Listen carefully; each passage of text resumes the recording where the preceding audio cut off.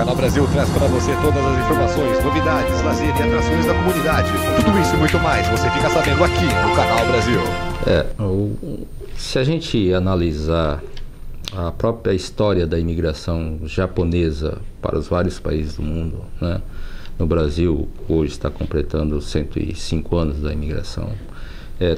Toda a onda de imigração, ela se baseia na questão econômica, né? Quer dizer, na época, 105 anos atrás, o Japão era um país pobre, tá? Então, os nossos avós, nossos pais eram pobres, economicamente falando. Eles tinham cultura, tinham estudo, etc., mas eram pobres, né? Então, eles emigraram sempre pensando em algum dia retornar, tá? Só que como eles tinham conhecimento, quer dizer, estudos aqui no Japão, quando chegaram, por exemplo, no Brasil, eles perceberam que é possível ter uma ascensão social dentro do país, tá? Mas de que maneira? Somente através do estudo, tá? Então, os nossos avós, por exemplo, os nossos pais, eles não sabiam falar português, né? Então, a primeira coisa é tentar conhecer a língua local, né? Então eles perceberam esse valor, né? E a maioria deles foram imigrantes, foram para trabalhar na agricultura no Brasil, por exemplo, que era a substituição da mão de obra escrava no Brasil, né? Quer dizer, então eles foram para as culturas de café, né? E ao lado deles viviam o ex-escravo, digamos assim, certo? Então, mas com conhecimento cultural totalmente diferente, tá? Então eles perceberam que para você conseguir ter uma ascensão social no país, você precisava dar estudo. Como a primeira geração, os nossos pais, os nossos avós, alguns, eles já não tinham mais condições de entrar numa escola brasileira e estudar. Eles conseguiam estudar mais a língua portuguesa, mas estudar novamente numa escola, sentar no banco de escola, eles já eram adultos, não tinha condição. Então eles fizeram um esforço enorme. Eu acho que todo grupo que imigrou fez um esforço enorme para que a geração que estava surgindo naquela época fossem para as escolas, fosse para as universidades, né? Porque somente o estudo gera a condição de você mudar de patamar social. Se você sair da classe baixa, classe pobre, para uma classe média, para uma classe alta socialmente, você precisa ter estudo. Não tem outra maneira, tá? Eu considero a comunidade brasileira, né? O pessoal fala de CACEG, mas no meu ponto de vista são, na realidade, todo esse pessoal, quando você sai de um país, o que na realidade? São exilados econômicos, tá? São pessoas ou famílias que economicamente se torna difícil conviver no seu próprio país e emigram para outros países, né? Buscando uma oportunidade econômica, né? Muitas vezes por uma condição que ele não tem estudo ou não tem, né, sabe fazer alguma coisa, mas naquele país não é valorizado. Então eles vieram para o Japão, onde a mão de obra nas indústrias eram super valorizada, principalmente na época ouro do Japão, aí, que foi em pouco antes da década de 90, né? Então o Japão precisando de mão de obra para suas fábricas, que basicamente voltado para exportação, eles precisavam dessa mão de obra, né? E eles vieram, né, trabalhando em fábrica. Agora, o que eu tenho falado para os jovens, né, quer dizer, pense no seu futuro, né? Quer dizer, você com 17 anos terminando um cocô aqui no Japão, chamado segundo grau brasileiro, você tem chance de ir para a fábrica. Você vai ganhar seu Nijumaen, né? Mas é isso que você quer para o resto da tua vida? Quer dizer, você quer trabalhar 30 anos dentro da fábrica? É isso que você quer? Se você tiver firmeza que quer isso, tudo bem. Então você pode parar de estudar no terceiro ano, não deixar de ir para uma universidade, vai ganhar seu dinheirinho, vai ter as suas baladas, vai ter o seu carrinho, mas vai ser aquela vida. Agora, se você quiser algo mais, né, tem que continuar estudando. Não tem outra forma. Quer dizer, conhecer bem, principalmente, se quer ficar no Japão, conhecer bem a língua japonesa. Esse é um fator importantíssimo, né? Senão, você deixa de utilizar o potencial que você tem de transformar num cidadão global, um cidadão que sabe pelo menos 2 línguas, o português e o japonês, né? Uma facilidade enorme que essas pessoas têm. E você deixa de transformar-se num cidadão global, onde você tem chance de trabalhar em qualquer parte do mundo, para ser um cidadão de segunda classe, né? É aquela pessoa, não deixa de ser nobre o trabalho, honesto, etc. Mas se é isso que ele quer, trabalhar na fábrica durante 35 anos aposentado, tudo bem. Agora, se ele quer ter mais uma chance de algum dia se transformar num gerente, transformar de repente até num presidente da companhia, ele precisa continuar estudando. Não tem outra maneira. Os filhos, enquanto dependente dos pais, devem acompanhar os pais, tá? Agora, não é o fato de ele estar aqui, talvez com 15 anos, tenha estudado numa escola japonesa, que ele fala, não, eu vou para o Brasil e não quero ir para o Brasil, ou briga com o pai. Eu acho que se ele deve acompanhar o pai, né? E o conhecimento que ele adquiriu aqui, com certeza, serve de alavancagem para a vida futura dele no Brasil, tá? Voltando para o Brasil, entrando numa escola brasileira, né? Reaprendendo algumas coisas em termos de português, quer dizer, ele já passa a ser um cidadão bilíngue, pelo menos, né? Que tem uma chance enorme, por exemplo, uma vez que faz uma universidade no Brasil, conseguir emprego no Brasil facilmente, né? Quer dizer, por quê? Porque ele já é bilíngue, né? E bilíngue não só porque é português, diferente de ser um bilíngue hoje português e inglês, porque o inglês já é básico, é default, quer dizer, você tem que saber. Então ele sabe alguma coisa a mais que é o japonês. E o fluxo que está acontecendo hoje com o desenvolvimento do Brasil, né, de várias empresas indo para o Brasil, ele sente necessidade de pessoas no Brasil que possa comunicar em japonês. Então, as chances são muito grandes, né? Quer dizer, não importa se ele fica aqui ou vai para o Brasil, acompanhe os pais e continue estudando.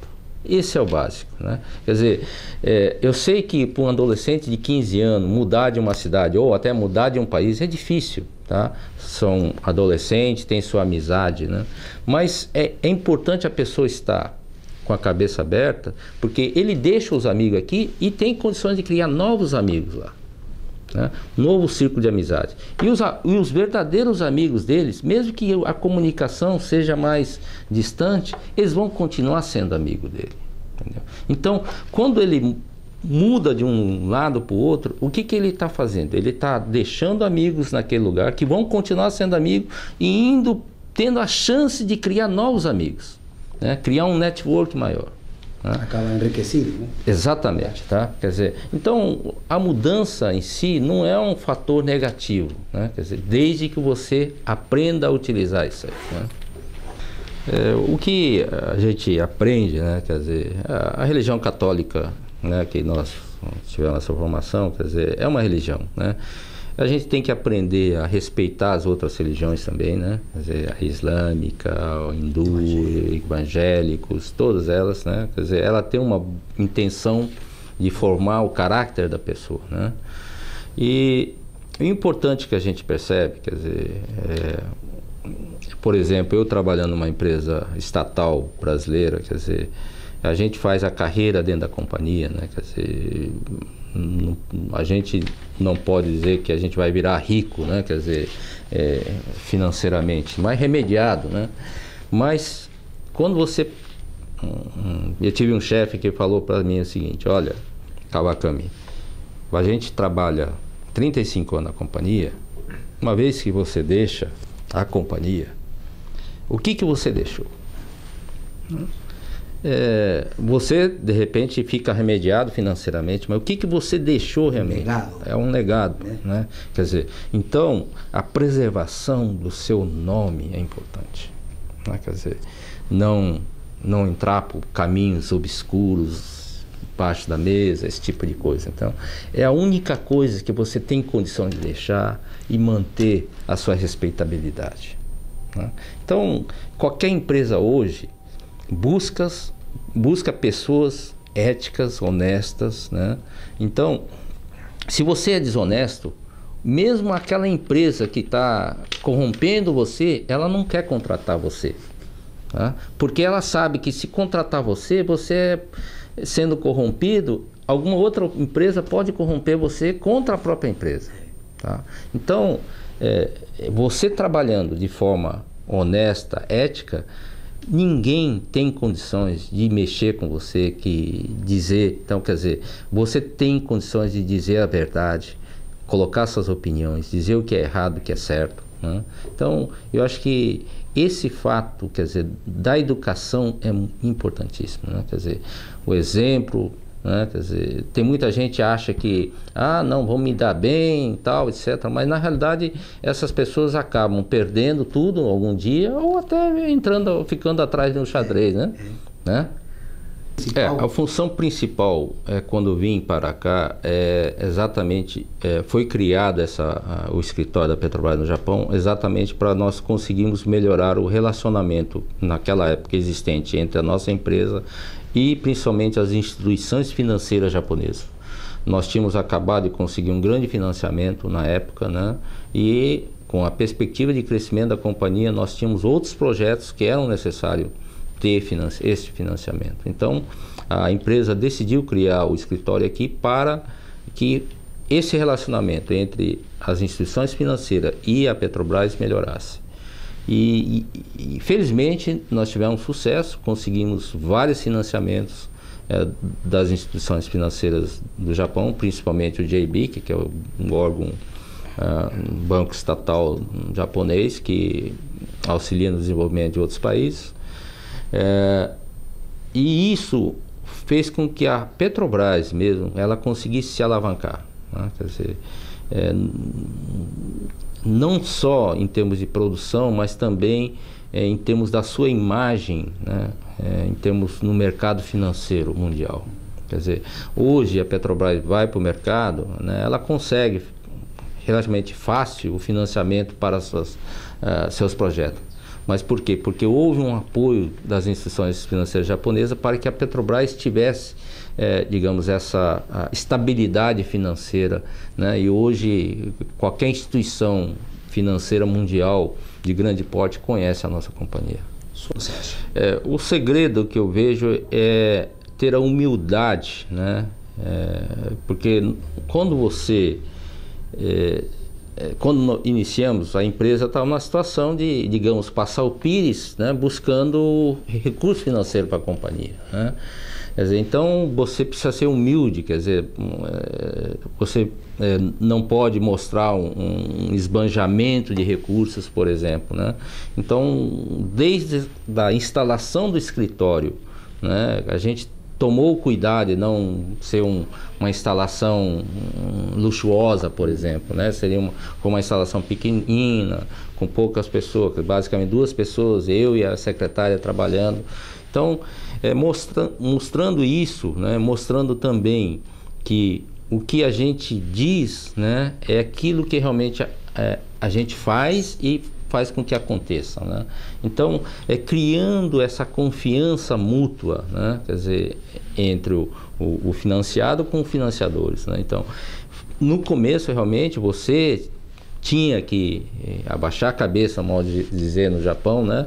Pedir realmente para eles visitar a nossa empresa, conhecer os nossos projetos, né? Despender uma parte preciosa do tempo deles com a nossa empresa, né? De tal forma que com o tempo eles passaram a conhecer a empresa. Naturalmente, o fato de ser Nikkei, a gente tem lá no fundo, lá no início do nosso crescimento, da nossa infância, uma certa cultura japonesa, né? Apesar que com o tempo a gente adquiriu a cultura brasileira pelo fato de ter crescido no Brasil. Mas o fato de conhecer, né, o que eles dão valor, o que realmente a gente tem que respeitar, foi muito importante nesse processo, né? Principalmente, né, quer dizer, o cumprimento de horário, né? Nós, eu digo nós, latino-americanos, nós não cumprimos um horário, né? Vai para uma festa, se marca 8 horas, começa às 10 horas.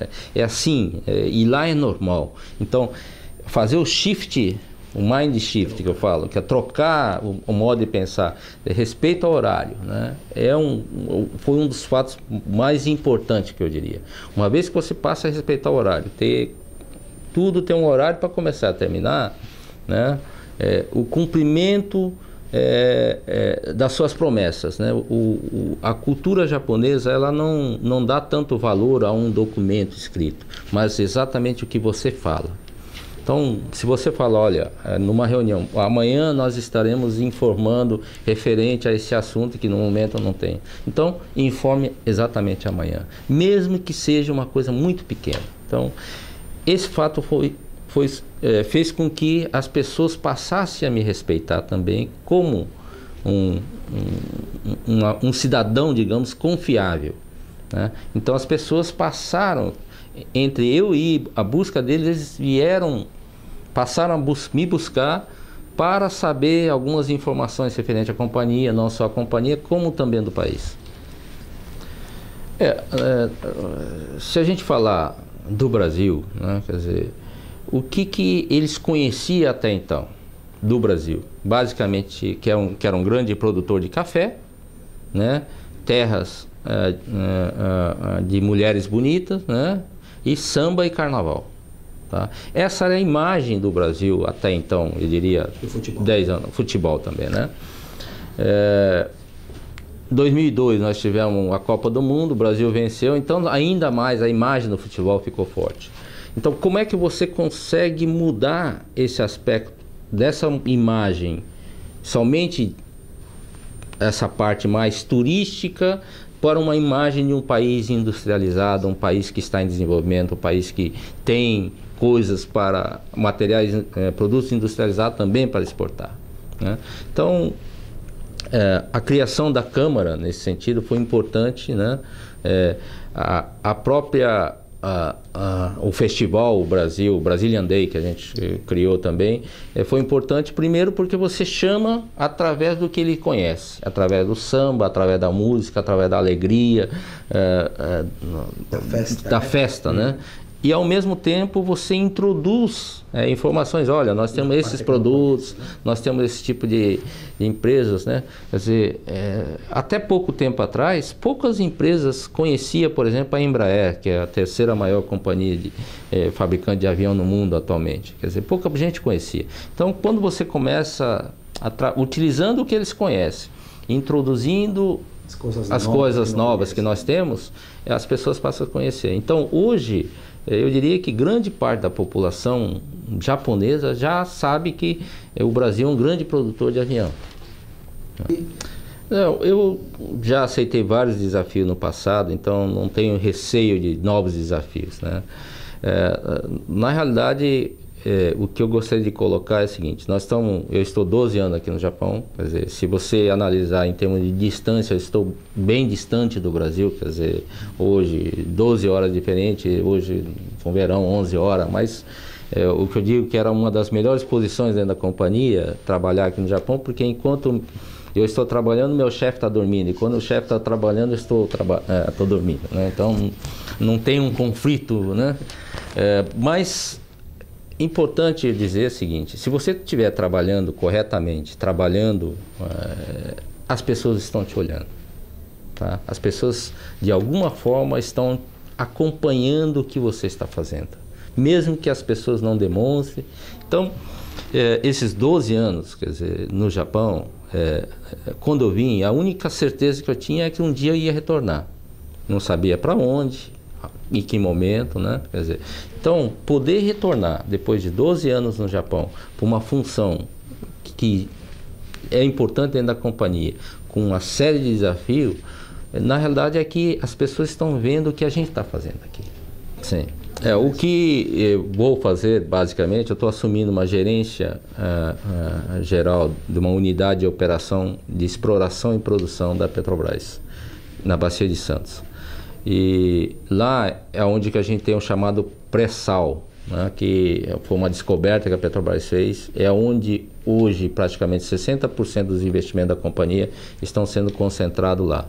Então realmente é um é uma área de grande crescimento, né? Uma área que realmente vai passar a produzir no futuro. O que a Petrobras está produzindo hoje vai ser produzido basicamente somente lá no futuro. Quer dizer, hoje a Petrobras produz 2 milhões, dentro de 7 anos estaremos produzindo 2 milhões lá também.